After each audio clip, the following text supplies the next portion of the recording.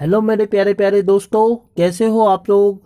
दोस्तों आज हम बात करेंगे आप लोगों की 11 दिसंबर की यानी कि आज की सामाजिक विज्ञान की वर्कशीट के बारे में। और यह वर्कशीट है सामाजिक विज्ञान की किताब हमारे अतीत के 5वें पाठ जब जनता बगावत करती है उससे संबंधित। इसमें 2 छोटे छोटे पैराग्राफ दिए गए हैं और उनके बाद हमसे 4 प्रश्न पूछे गए हैं। तो पहले हम इन पैराग्राफ को पढ़ेंगे और उसके बाद इसके अंत में जो सवाल पूछे गए हैं उनको हम लोग देखेंगे कि कौन से वो सवाल हैं और किस तरीके से हमको उनका जवाब देना है। वो जवाब मैं आपको लिखित रूप में दूंगा और वीडियो के डिस्क्रिप्शन में उसकी पीडीएफ फाइल बनाकर अपलोड भी कर दूंगा ताकि आप लोग उसको पढ़ भी सकें और अपनी कॉपी में नोट भी कर सकें। तो चलिए मेरे प्यारे दोस्तों, हम शुरू करते हैं अपनी पढ़ाई जब जनता बगावत करती है उस बारे में। पहला जो खंड है वह है जनता की नज़र से। इसके बारे में पहले हम पढ़ लेते हैं, फिर इसके सवाल बाद दूसरे पैराग्राफ को पढ़ेंगे। स्रोत है 84 नियमों की सूची। यहाँ महाराष्ट्र के एक गांव में रहने वाले ब्राह्मण विष्णु भट्ट गोडसे द्वारा लिखित पुस्तक माझा प्रवास के कुछ अंश दिए गए हैं। विष्णु भट्ट और उनके चाचा मथुरा में आयोजित किए जा रहे एक यज्ञ में भाग लेने के लिए निकले थे। विष्णु भट्ट लिखते हैं कि रास्ते में उनकी मुलाकात कुछ सिपाहियों से हुई जिन्होंने उन्हें सलाह दी कि वे वापस लौट जाएं क्योंकि 3 दिन के भीतर चारों तरफ कोहराम मच जाएगा। सिपाहियों ने जो कहा वह इस प्रकार था। अंग्रेज सरकार हिंदुओं और मुसलमानों के धर्म को नष्ट करने पर आमदा है।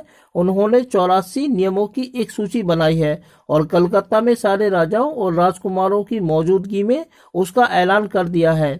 उन्होंने अर्थात सिपाहियों ने बताया कि राजा इन नियमों को मानने के लिए तैयार नहीं है। उन्होंने अंग्रेजों को घातक परिणामों की चेतावनी दी है। राजाओं ने कहा है कि अगर ये नियम लागू किए गए तो भारी उथल पुथल मच जाएगी कि राजा भारी गुस्से में अपनी राजधानियों को लौट गए हैं। तमाम बड़े लोग योजनाएं बना रहे हैं। धर्म युद्ध के लिए तारीख तय कर ली गई है और मेरठ छावनी से एक गुप्त योजना तैयार करके विभिन्न छावनियों में भेज दी गई है। दोस्तों अगर आपको यह पैराग्राफ ठीक ढंग से नजर नहीं आ रहा है तो परेशान होने वाली बात नहीं है। ये पैराग्राफ आपकी किताब हमारे अतीत के 5वें पाठ जब जनता बगावत करती है में बिल्कुल अच्छे तरीके से दिया गया है, कलरफुल शेड में। तो आप वहां से भी इसको पढ़ सकते हैं। तो चलिए अब हम पढ़ते हैं दूसरा स्रोत या दूसरा पैराग्राफ। उसमें है जल्द ही हर टुकड़ी में उत्तेजना छा गई।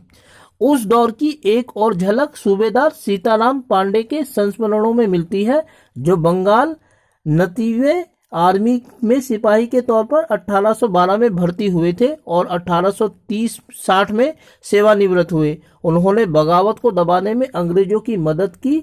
हालांकि उनका बेटा भी विद्रोहियों के साथ था और अंग्रेजों ने उसे सीताराम की आंखों के सामने ही मार डाला था। सेवानिवृत्ति के बाद उनके कमान अफसर नॉरगेट ने उन्हें अपने संस्मरण फ्रॉम सिपाही टू सूबेदार, सिपाही से सूबेदार तक के नाम से प्रकाशित करवाया। माफ करना दोस्तों, एक लाइन बीच में रह गई है, वो हम पढ़ देते हैं दोबारा। कमान अफसर नॉरगेट ने उन्हें अपने संस्मरण लिखने के लिए प्रेरित किया। सीताराम ने 1861 में अवधी भाषा में अपने संस्मरण लिखे जिनका नॉरगेट ने अंग्रेजी में अनुवाद किया और फ्रॉम सिपाही टू सूबेदार यानी सिपाही से सूबेदार तक के नाम से प्रकाशित करवाया। सीताराम पांडे के संस्मरणों का एक अंश इस प्रकार था। अवध के नवाब,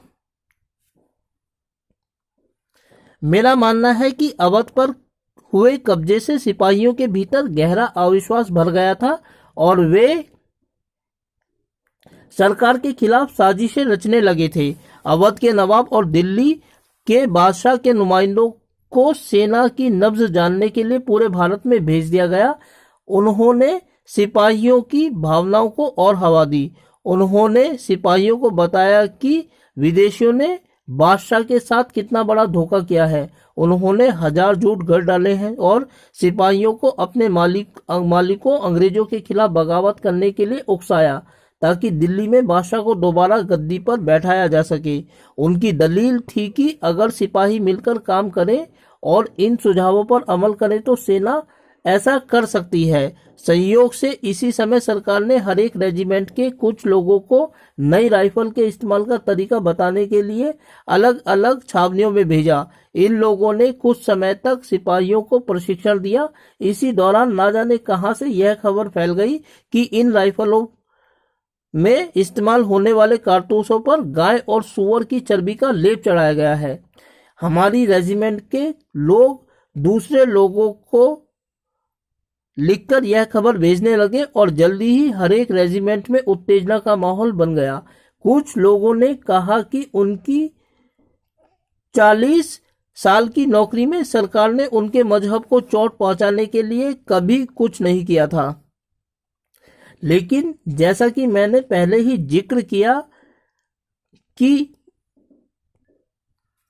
अवध पर कब्जे के कारण सिपाही पहले ही गुस्से में थे। स्वार्थी लोगों ने फौरन यह कहानी गढ़ दी कि अंग्रेज तो सबको ईसाई बनाना चाहते हैं, इसीलिए उन्होंने ऐसे कारतूस तैयार किए हैं ताकि उन्हें इस्तेमाल करने से मुसलमान और हिंदू दोनों ही भ्रष्ट हो जाएं। कर्नल साहब का मानना था कि यह बेचैनी जो उन्हें भी साफ दिखाई दे रही थी इस बार भी अपने आप खत्म हो जाएगी और उन्होंने मुझे घर चले जाने की हिदायत दी। तो दोस्तों यह था हमारी इस वर्कशीट का दूसरा पैराग्राफ। अब इस पैराग्राफ से संबंधित हमारे सामने 4 सवाल हैं जिनका उत्तर हमें देना है।